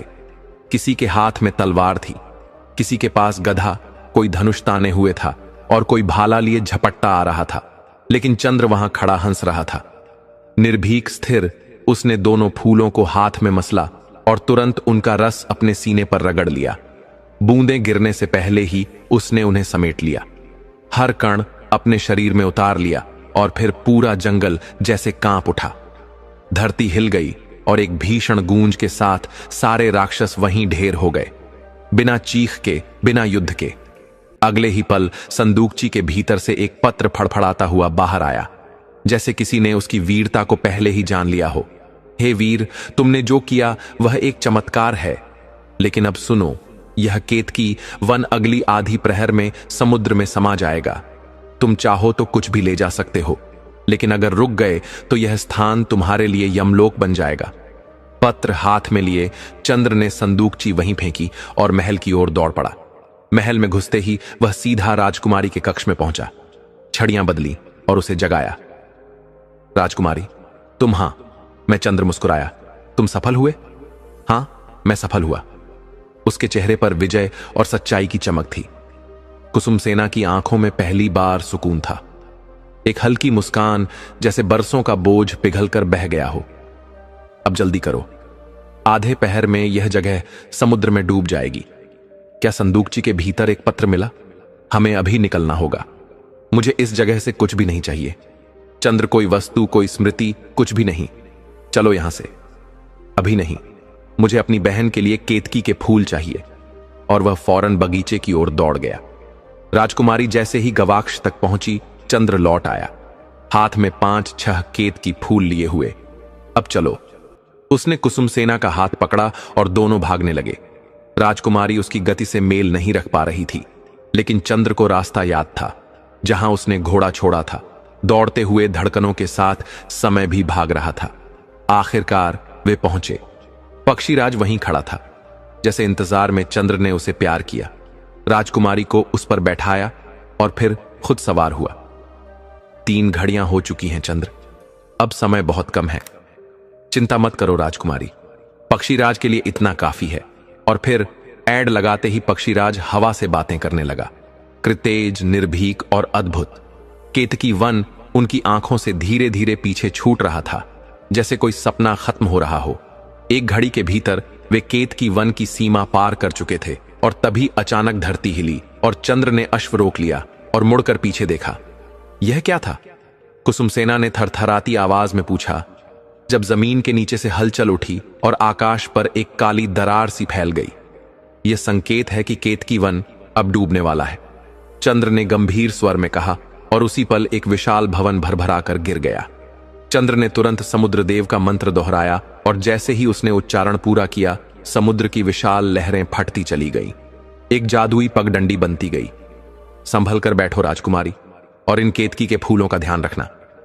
कहते हुए चंद्र ने पक्षीराज को हवा से भी तेज दौड़ा दिया। केतकी वन अब पीछे रह गया था, उसकी जड़ें पानी में डूबने लगी थीं।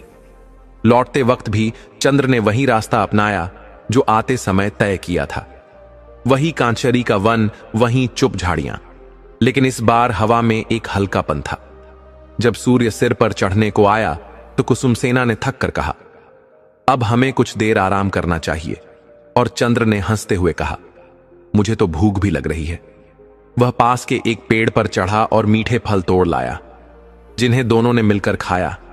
लेकिन जैसे ही भूख मिटी, एक गहरी चिंता ने माहौल को घेर लिया। अच्छा, चंद्र, कुसुमसेना का स्वर बदल गया था, तुमने मुझे मुक्त करा दिया, पर अब मैं जाऊंगी कहां? मेरा राज्य तो समुद्र में समा गया। चंद्र के पास कोई उत्तर नहीं था। वह कुछ पल चुप रहा। तुमने मुझे मुक्त किया है, तो मेरा दायित्व अब तुम्हारे ऊपर है। उसकी बातों में कोई शिकायत नहीं थी, बस एक सच्ची सीधापन था। चंद्र सोच में डूब गया, मानो कोई नई परीक्षा सामने आ खड़ी हो, और तभी वह बोल पड़ा, मुझसे विवाह करोगी? कुसुमसेना इस प्रश्न के लिए जैसे पहले से तैयार थी। उसने बिना झिझक के कहा, तुम तैयार हो, यह तुम पर निर्भर करता है। चंद्र ने मुस्कुराते हुए कहा, और फिर जो जवाब आया उसमें कोई नाटक नहीं था, कोई दिखावा नहीं। ठीक है चंद्र, मैं तैयार हूं। मैंने अपने सपनों में भी तुम्हारे जैसा वीरपति ही देखा था। अब और क्या चाहिए? कहते हुए उसने शर्माकर अपना चेहरा झुका लिया और हल्के से मुस्कुरा दी।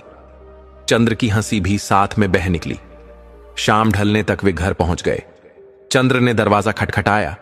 अंदर से जैसे ही दरवाजा खुला, तार का छेंक पड़ी। भैया कहती हुई वह दौड़कर उससे लिपट गई। चंद्र ने उसकी पीठ थपथपाई और मुस्कुराते हुए कहा, देख बहन, तेरे लिए सिर्फ केतकी के फूल ही नहीं, तेरी भाभी भी लेकर आया हूं। और इशारा किया कुसुमसेना की ओर। तारका ने उसे गले लगा लिया। कोई शक, कोई सवाल नहीं, बस अपनापन। चंद्र कुसुमसेना ने धीरे से पुकारा, हां कुसुमसेना, एक फूल मुझे दे सकते हो? चंद्र हंस पड़ी। एक क्या भाभी, तुम पर तो मैं सारे के सारे फूल वार दूं। लेकिन कुसुमसेना मुस्कुराकर बोली, नहीं बहन, मुझे तो बस एक ही चाहिए, वह भी सजावट के लिए नहीं। अचानक ही जैसे कोई अदृश्य शक्ति जाग गई। चंद्र के माथे का चांद और हथेलियों के तारे एक साथ चमकने लगे, मानो सैकड़ों दीपक एक साथ जल उठे हों। पूरा सरोवर उनकी रोशनी से चांदी सा चमकने लगा, और उस अंधे अंधेरे में रोशनी की वह किरणें चंद्र के भीतर फिर से साहस भर गई।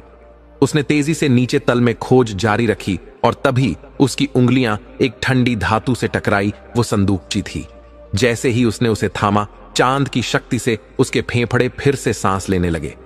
वो ऊपर तैरा और आखिरकार सरोवर से बाहर आ गया। हाथों में अभी भी वही रहस्यमयी संदूकची थी। उसने तुरंत ढक्कन खोला, जैसे राजकुमारी ने बताया था। भीतर से 2 दिव्य फूल निकले, जिनसे एक मीठी और मोहक गंध निकल रही थी। लेकिन तभी दूर जंगल की गहराइयों से गड़गड़ाहट और चीख पुकार सुनाई दी। राक्षसों को पता चल गया था कि कोई उनकी मौत की चाबी ले आया है। वे दौड़े चले आ रहे थे। किसी के हाथ में तलवार थी, किसी के पास गधा, कोई धनुष ताने हुए था, और कोई भाला लिए झपटता आ रहा था। लेकिन चंद्र वहां खड़ा हंस रहा था। निर्भीक स्थिर उसने दोनों फूलों को हाथ में मसला और तुरंत उनका रस अपने सीने पर रगड़ लिया। बूंदें गिरने से पहले ही उसने उन्हें समेट लिया। हर कण अपने शरीर में उतार लिया, और फिर पूरा जंगल जैसे कांप उठा। धरती हिल गई, और एक भीषण गूंज के साथ सारे राक्षस वहीं ढेर हो गए, बिना चीख के, बिना युद्ध के। अगले ही पल संदूकची के भीतर से एक पत्र फड़फड़ाता हुआ बाहर आया, जैसे किसी ने उसकी वीरता को पहले ही जान लिया हो। हे वीर, तुमने जो किया वह एक चमत्कार है।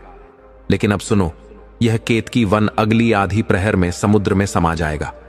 तुम चाहो तो कुछ भी ले जा सकते हो, लेकिन अगर रुक गए तो यह स्थान तुम्हारे लिए यमलोक बन जाएगा। पत्र हाथ में लिए चंद्र ने संदूकची वहीं फेंकी और महल की ओर दौड़ पड़ा। महल में घुसते ही वह सीधा राजकुमारी के कक्ष में पहुंचा। छड़ियां बदली और उसे जगाया। राजकुमारी, तुम? हां, मैं चंद्र मुस्कुराया। तुम सफल हुए? हां, मैं सफल हुआ। उसके चेहरे पर विजय और सच्चाई की चमक थी। कुसुमसेना की आंखों में पहली बार सुकून था, एक हल्की मुस्कान, जैसे बरसों का बोझ पिघल कर बह गया हो। अब जल्दी करो, आधे पहर में यह जगह समुद्र में डूब जाएगी। क्या संदूकची के भीतर एक पत्र मिला? हमें अभी निकलना होगा। मुझे इस जगह से कुछ भी नहीं चाहिए। चंद्र, कोई वस्तु, कोई स्मृति, कुछ भी नहीं। चलो यहां से। अभी नहीं, मुझे अपनी बहन के लिए केतकी के फूल चाहिए। और वह फौरन बगीचे की ओर दौड़ गया। राजकुमारी जैसे ही गवाक्ष तक पहुंची, चंद्र लौट आया, हाथ में 5-6 केतकी फूल लिए हुए। अब चलो। उसने कुसुमसेना का हाथ पकड़ा और दोनों भागने लगे। राजकुमारी उसकी गति से मेल नहीं रख पा रही थी, लेकिन चंद्र को रास्ता याद था, जहां उसने घोड़ा छोड़ा था। दौड़ते हुए धड़कनों के साथ समय भी भाग रहा था। आखिरकार वे पहुंचे। पक्षीराज वहीं खड़ा था, जैसे इंतजार में चंद्र ने उसे प्यार किया। राजकुमारी को उस पर बैठाया और फिर खुद सवार हुआ। 3 घड़ियां हो चुकी हैं चंद्र, अब समय बहुत कम है। चिंता मत करो राजकुमारी, पक्षीराज के लिए इतना काफी है। और फिर ऐड लगाते ही पक्षीराज हवा से बातें करने लगा, कृतेज, निर्भीक और अद्भुत। केतकी वन उनकी आंखों से धीरे धीरे पीछे छूट रहा था, जैसे कोई सपना खत्म हो रहा हो। 1 घड़ी के भीतर वे केतकी वन की सीमा पार कर चुके थे और तभी अचानक धरती हिली और चंद्र ने अश्व रोक लिया और मुड़कर पीछे देखा। यह क्या था? कुसुम सेना ने थरथराती आवाज में पूछा, जब जमीन के नीचे से हलचल उठी और आकाश पर एक काली दरार सी फैल गई। यह संकेत है कि केतकी वन अब डूबने वाला है, चंद्र ने गंभीर स्वर में कहा, और उसी पल एक विशाल भवन भर भरा कर गिर गया। चंद्र ने तुरंत समुद्र देव का मंत्र दोहराया और जैसे ही उसने उच्चारण पूरा किया, समुद्र की विशाल लहरें फटती चली गईं। एक जादुई पगडंडी बनती गई। संभल कर बैठो राजकुमारी, और इन केतकी के फूलों का ध्यान रखना, कहते हुए चंद्र ने पक्षीराज को हवा से भी तेज दौड़ा दिया। केतकी वन अब पीछे रह गया था, उसकी जड़ें पानी में डूबने लगी थीं। लौटते वक्त भी चंद्र ने वही रास्ता अपनाया जो आते समय तय किया था। वही कांचरी का वन, वही चुप झाड़ियां, लेकिन इस बार हवा में एक हल्कापन था। जब सूर्य सिर पर चढ़ने को आया तो कुसुम सेना ने थक कर कहा, अब हमें कुछ देर आराम करना चाहिए। और चंद्र ने हंसते हुए कहा, मुझे तो भूख भी लग रही है। वह पास के एक पेड़ पर चढ़ा और मीठे फल तोड़ लाया, जिन्हें दोनों ने मिलकर खाया। लेकिन जैसे ही भूख मिटी, एक गहरी चिंता ने माहौल को घेर लिया। अच्छा चंद्र, कुसुम सेना का स्वर बदल गया था, तुमने मुझे मुक्त करा दिया, पर अब मैं जाऊंगी कहां? मेरा राज्य तो समुद्र में समा गया। चंद्र के पास कोई उत्तर नहीं था। वह कुछ पल चुप रहा। तुमने मुझे मुक्त किया है, तो मेरा दायित्व अब तुम्हारे ऊपर है। उसकी बातों में कोई शिकायत नहीं थी, बस एक सच्ची सीधापन था। चंद्र सोच में डूब गया, मानो कोई नई परीक्षा सामने आ खड़ी हो, और तभी वह बोल पड़ा, मुझसे विवाह करोगी? कुसुम सेना इस प्रश्न के लिए जैसे पहले से तैयार थी। उसने बिना झिझक के कहा, तुम तैयार हो, यह तुम पर निर्भर करता है। चंद्र ने मुस्कुराते हुए कहा, और फिर जो जवाब आया उसमें कोई नाटक नहीं था, कोई दिखावा नहीं। ठीक है चंद्र, मैं तैयार हूं। मैंने अपने सपनों में भी तुम्हारे जैसा वीरपति ही देखा था, अब और क्या चाहिए? कहते हुए उसने शर्माकर अपना चेहरा झुका लिया और हल्के से मुस्कुरा दी। चंद्र की हंसी भी साथ में बह निकली। शाम ढलने तक वे घर पहुंच गए। चंद्र ने दरवाजा खटखटाया। अंदर से जैसे ही दरवाजा खुला, तारका छेंक पड़ी। भैया कहती हुई वह दौड़कर उससे लिपट गई। चंद्र ने उसकी पीठ थपथपाई और मुस्कुराते हुए कहा, देख बहन, तेरे लिए सिर्फ केतकी के फूल ही नहीं, तेरी भाभी भी लेकर आया हूं। और इशारा किया कुसुम सेना की ओर।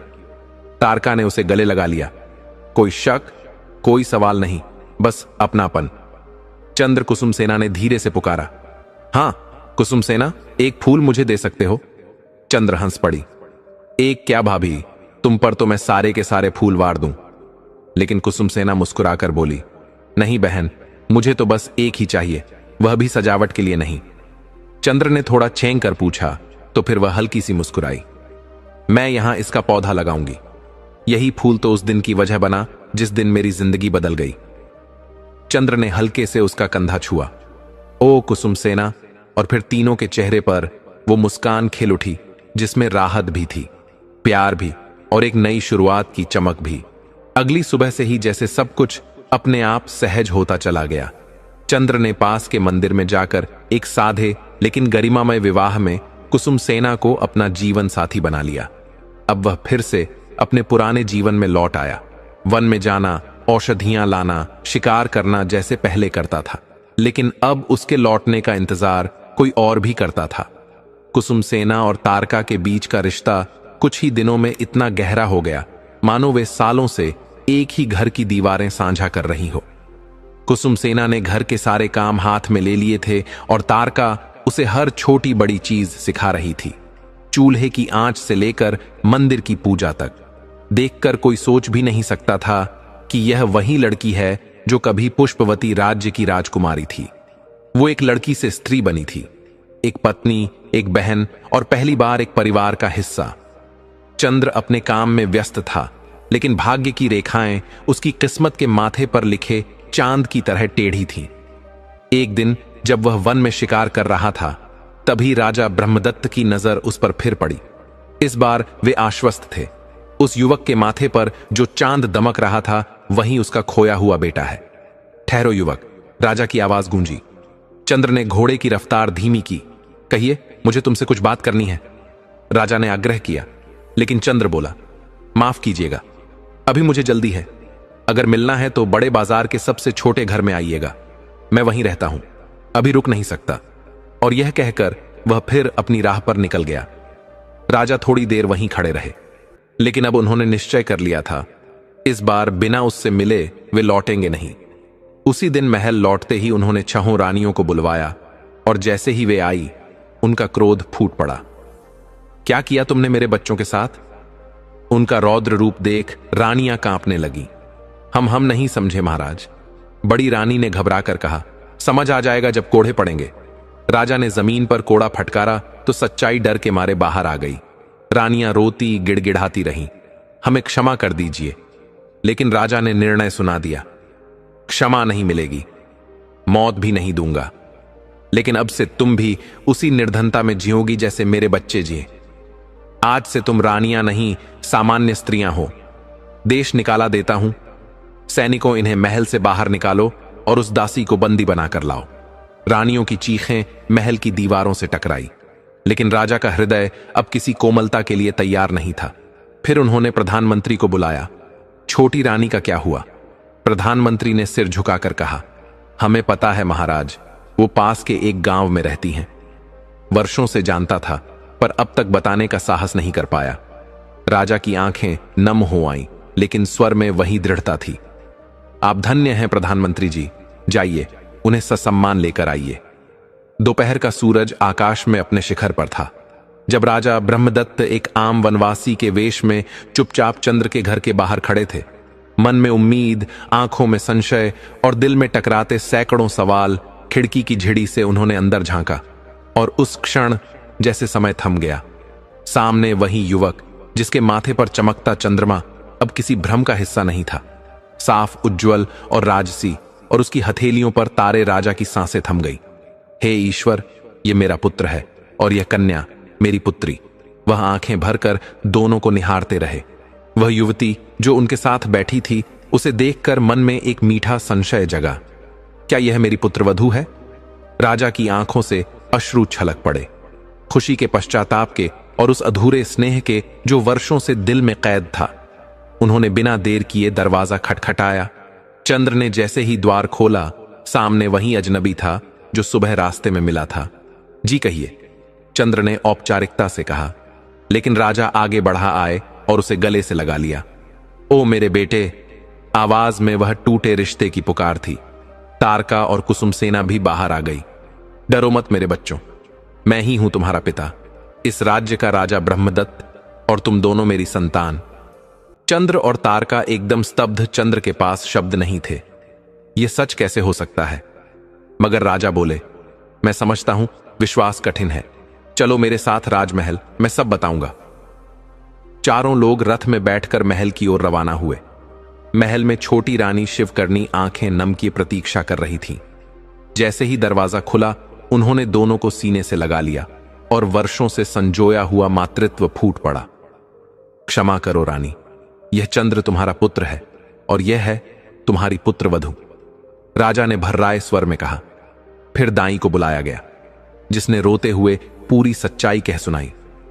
चंद्र की आंखों से निकला मां और सारा महल जैसे एक पल में जीवंत हो उठा। श्या, मेरे बेटे, तुम इस राज्य के युवराज हो, और यह तुम्हारी बहन राजकुमारी, और यह सुंदर कन्या तुम्हारी पत्नी। भविष्य की महारानी शिवकर्णी कांपती आवाज में बोली। बोलो बेटा, क्या नाम रखा था?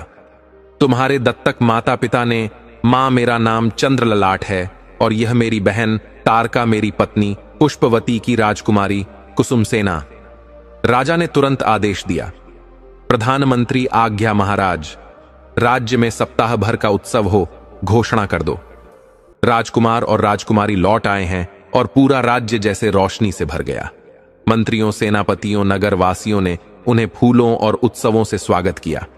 उस रात जब चंद्र और कुसुम सेना को थोड़ी निजता मिली, चंद्र बोला, क्या तुम सोच सकती हो कि मैं एक राजकुमार हूं? कुसुम सेना मुस्कुराई, मुझे तो अब भी यकीन नहीं हो रहा, अब तुम महारानी बनोगी।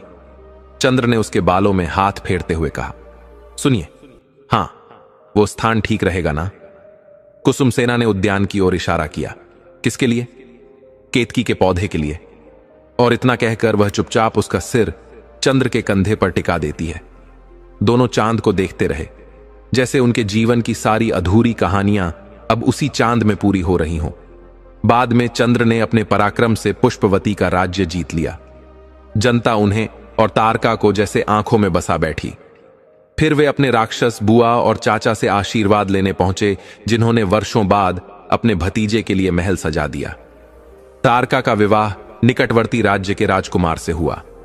10 वर्षों बाद महाराज ब्रह्मदत्त ने राज्य त्याग कर सिंहासन चंद्र लल्लाट को सौंपा और इस तरह एक अधूरी कहानी पूरी हुई। मित्रों, अब मैं आपको एक ऐसी अद्भुत और दिव्य कथा सुनाने जा रहा हूं जिसे सुन लेने के बाद आपके जीवन का दृष्टिकोण बदल जाएगा। शास्त्रों में कहा गया है, गाय मात्र एक पशु नहीं, वह माता है, वह धरती पर चलती हुई देवी है। जो व्यक्ति श्रद्धा से उसकी महिमा को सुनता है वह कभी दुखी नहीं रहता। बहुत समय पहले की बात है। एक छोटे से गांव में एक गरीब ब्राह्मण रहता था। उसके पास न कोई धन था, न ही कोई साधन। उसका जीवन कठिनाइयों से भरा हुआ था, मगर उसके पास एक ही धरोहर थी, एक सफेद गौ माता। ब्राह्मण उस गाय की सेवा ऐसे करता था जैसे कोई अपनी माता की सेवा करता है। प्रतिदिन वह सुबह उठकर पहले गाय के चरण धोता, उसे हरी घास खिलाता और उसके थन दबाकर दूध निकालता। गाय भी उस ब्राह्मण से अपार स्नेह करती थी। जब भी वह उसके पास जाता, वह अपनी आंखों में करुणा और प्रेम भरकर उसे देखती।